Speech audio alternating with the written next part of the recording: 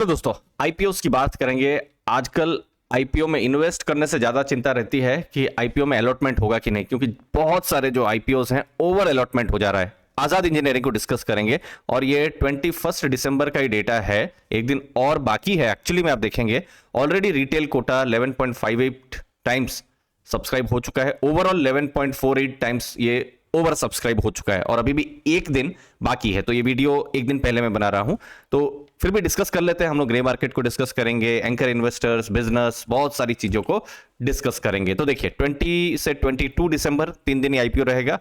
अपर price band कितना है? 524 का, 28 शेयर का एक लॉट है, तो टोटल 14,672 का इन्वेस्टमेंट है। और अगर आप स्मॉल एचएनआई कैटेगरी में इन्वेस्ट कर रहे हैं तो 2,05,408 का इन्वेस्टमेंट रहेगा। ये इंपॉर्टेंट डेट 20 से 22, और जो नेक्स्ट इंपॉर्टेंट डेट रहेगी वो होगा दिसंबर 27, क्योंकि उस दिन पता चल जाएगा कि आपको कि आपका अलॉटमेंट हुआ है या नहीं हुआ है। अगर अलॉटमेंट हुआ है तो आपके जो भी डीमैट अकाउंट है वहां पर शेयर्स आ जाएंगे, और अलॉटमेंट नहीं हुआ है तो जो भी आपके बैंक अकाउंट में लियन है वो हट जाएगा। तो 28 यहां पर लिस्टिंग डेट होने वाली है। इशू पर और बात करते हैं। आजाद इंजीनियरिंग तो टोटल 740 करोड़ का इशू है, उसमें से 240 करोड़ फ्रेश इशू है, मतलब ये जो कंपनी से रिलेटेड काम जो है उसमें ये पैसा जाने वाला है। बाकी ओएफएस जो है वो 500 सीआर का है। अब मान लीजिए, ठीक है, कि जो अपर प्राइस बैंड है 524, इसी में ही लिस्टिंग होती है। अभी तो पता नहीं है किसमें लिस्टिंग होगी, तो मार्केट कैप 3097 करोड़ का होने वाला है। इसका क्या मतलब है कि एक स्मॉल कैप छोटी कंपनी होने वाली है आजाद इंजीनियरिंग। दोस्तों बिजनेस पे डिस्कस करेंगे, लेकिन उससे पहले ग्रे मार्केट और एंकर इन्वेस्टर्स वो हम देख लेते हैं। तो यहां पर हम जो सेकेंडरी जो डेटा होते हैं, जैसे चित्तौड़गढ़ से मैंने देखा हुआ जो डेटा है, तो आप यहां पर देखेंगे कि 15 दिसंबर को ये लगभग 400 के आसपास बता रहा था, फिर 440 करके ये ऊपर गया था 20 दिसंबर तक। लेकिन आज जब 21 दिसंबर को मैं देख रहा हूं तो ये थोड़ा कम हुआ है, 351 हुआ है। लेकिन फिर भी ग्रे मार्केट प्राइस बता रहा है, तो 524 प्लस 351 कितना एस्टिमेटेड है? 875 है, तो 66-67% ये लिस्टिंग है। अगेन ये हमको एक अंदाजा देता है, जरूरी नहीं है कि जैसे 351 लिखा है और यहाँ 875 लिखा है तो 875 में लिस्टिंग होगा। एग्जिट पोल की तरह है, कुछ इधर उधर हो भी सकता है। जैसे हमने देखा था इंडिया शेल्टर्स के केस में 650 का बता रहा था और 620 में लिस्टिंग हुआ, और डोम्स के केस में और ज्यादा अच्छा लिस्टिंग हो गया। फिर आप आइनॉक्स के केस में देखेंगे कुछ 1100 बताया जा रहा था और कुछ 950 के आसपास में लिस्टिंग हुआ, मतलब कम में लिस्टिंग हुआ, ठीक है। लेकिन एटलीस्ट हमको एक अंदाजा मिल सकता है कि एक रेंज जैसा कि उसके आसपास लिस्टिंग होगा, ठीक है। अब जो किस तरीके से एंकर इन्वेस्टमेंट जिन्होंने किया है आजाद इंजीनियरिंग में, तो बहुत सारे नाम है, टोटल 20 इंस्टीट्यूशंस है। मैं यहां पर स्पेसिफिकली म्यूचुअल फंड्स पर फोकस करूंगा। 6 डोमेस्टिक म्यूचुअल फंड और 10 स्कीम्स उन्होंने अप्लाई किया है। तो कुछ बड़ी स्कीम जैसे Nippon India small cap, ICICI Prudential flexi cap, फिर ICICI transportation and logistics fund, फिर कोटक इंफ्रास्ट्रक्चर फंड, फिर कोटक बिजनेस साइकिल फंड, ये सब कुछ नाम है।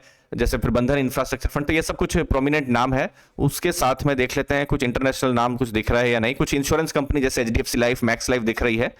फिर कुछ इंटरनेशनल जैसे नोमुरा एक नाम दिख रहा है मुझे, और अबू धाबी इन्वेस्टमेंट। तो ये सब कुछ नाम है जिन्होंने आजाद इंजीनियरिंग के जो आईपीओ है वहां पर अप्लाई किया है। दोस्तों अब काम क्या है, बिजनेस क्या है? मैन्युफैक्चरिंग कंपनी है और हाईली इंजीनियर्ड प्रिसीशन फोर्ज्ड वो बनाते हैं। और इन प्रोडक्ट के एप्लीकेशन कहाँ है?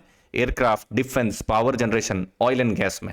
जैसे थर्मल पावर टरबाइन है, उसके लिए वो प्रोडक्ट बनाते हैं। फिर उनके खुद के प्रोडक्ट हैं जो कि पावर जनरेशन में काम होता है। फिर मिलिट्री जेट इंजन रिलेटेड कुछ इंपॉर्टेंट प्रोडक्ट है, जैसे एरो इंजन असेंबली से रिलेटेड प्रोडक्ट वो बनाते हैं। तो ये सब कुछ प्रोडक्ट्स हैं, सब प्रोडक्ट्स हाई प्रिसीशन प्रोडक्ट्स हैं। कैसा रेवेन्यू रहा है? तो देखिए 2021 मार्च में 122 करोड़ का था, और अभी डबल हो गया मार्च में 2023 में 251 करोड़। तो रेवेन्यू यहां पर ग्रोथ हुआ है। लेकिन मैंने एक चीज यहां पर देखी है, जो प्रॉफिट मार्जिन जो है ये 9% के आसपास था, जो कि अभी घटकर 3.3% हो गया है। जनरली ये कब होता है कि जब आपको रेवेन्यू चाहिए होता है लेकिन आप अपने सामान को थोड़ा कम करके बेचे कि ठीक है सामान बिक जाए लेकिन हम ज्यादा मार्जिन नहीं रखेंगे। तो रेवेन्यू बहुत ज्यादा हो गया है लेकिन मार्जिन कम हो गया। अब चूंकि मार्जिन कम हो गए हैं तो मैं वही देख रहा हूं कि प्रॉफिट एक्चुअली में इनका कम हुआ है, रेवेन्यू भले ही बढ़ा हो। तो देखिए 11.5 करोड़ था, फिर 29.4 करोड़ प्रॉफिट, और इस बार देखेंगे मार्च 31 में प्रॉफिट 8.4 करोड़ हो गया। तो प्रॉफिट एक्चुअली में कम हुआ है। लेकिन जून सिर्फ एक क्वार्टर में देखेंगे तो 7.4 करोड़ का प्रॉफिट है। तो नंबर से थोड़ा ऊपर नीचे उतार चढ़ाव हमको शेकी जैसा है देखने को मिल रहा है। और मोस्टली यहां पर ऐसा लग रहा है कि मार्जिन का इंपैक्ट हुआ है। रेवेन्यू तो बढ़ गए हैं, मतलब बिजनेस उन्होंने कर लिया है, लेकिन मार्जिन यहां पर थोड़ा कम हो गए हैं जब बिजनेस की बात कर रहे हैं। रिस्क क्या है? टॉप 5 कस्टमर से 65% रेवेन्यू आता है। तो जो कस्टमर्स हैं जो उनके स्पेसिफिकली जो कि airline, oil and gas sector से हैं, वो अगर अच्छा करते रहे तो कंपनी के लिए भी अच्छा है। फिर हैदराबाद में उनकी मैन्युफैक्चरिंग फैसिलिटी, अगर हैदराबाद या उसके आसपास में जो कुछ लेबर अनरेस्ट हो गया या कुछ भी रीजन की वजह से थोड़ा सा रिस्क हो जाता है, तो बिजनेस के लिए भी रिस्क हो सकता है। फिर ऑर्डर बुक देखना यहाँ पर ओवरऑल बहुत ज़्यादा जरूरी हो जाता है। अब आने वाले टाइम में ऑर्डर बुक्स के और ज़्यादा डिटेल्स डेटा आते रहेंगे क्वार्टर 3 के रिजल्ट्स के बाद, तो बहुत ही इंटरेस्टिंग यहाँ पर हो जाएगा। आईपीओ के बारे में मैं क्या सोचता हूँ पर्सनली, जैसे हर आईपीओ में मैं वही देखता हूँ कि लॉन्ग टर्म का मेरा सोच अभी नहीं रह रहा है। इतने सारे आईपीओ है, फिर पैसा भी ब्लॉक रहता है, तो आईपीओ में अप्लाई तो जरूर करना है। अनफॉर्चुनेटली अभी तक मेरा कोई अलॉटमेंट हुआ नहीं है, बट मैं अप्लाई तो जरूर करूंगा और मैं विश करूंगा, और आपके लिए भी मैं विश करूंगा कि आपका भी अलॉटमेंट हो जाए। और अलॉटमेंट अगर हो जाता है तो मेरा फिर बहुत ज़्यादा लॉन्ग टर्म रखने का ऐसा कुछ प्लान नहीं रहेगा। और ऐसा नहीं है कि ये सिर्फ आज़ाद इंजीनियरिंग के लिए मेरी एक स्ट्रेटेजी है, ये लगभग किसी भी आईपीओ में आ रहा है तो जस्ट अप्लाई करने का तो रह रहा है, फिर बाकी किस्मत पर तो बहुत कुछ डिपेंड करता है। अब ऐसा भी जरूरी नहीं है कि आईपीओ में अप्लाई ही हो जाए तो सब बढ़िया भी हो जाता है। मैं तो देखता हूँ कि फिर जितना एक्सपेक्टेशन होता है उससे थोड़ा नीचे भी ओपन हो जाता है, तो भी लोग बहुत दुखी हो जाता है। फिर अप्लाई अगर हो गया और फिर कुछ भी नेगेटिव न्यूज़ आ गई तो फिर डिस्काउंट भी कभी कभी हो जाता है। तो सब कुछ चीजें होती है, लेकिन मैं उसी हिसाब से सोचता हूँ कि आईपीओ आया है और फिर आईपीओ आने के बाद में नहीं अलॉटमेंट हुआ तो कोई बात नहीं, चलता है। और अलॉटमेंट अगर हो जाता है तो फिर ज्यादा सोचना नहीं है। यही मेरी सोच रहती है। आपकी क्या सोच रहती है आईपीओ के टाइम में?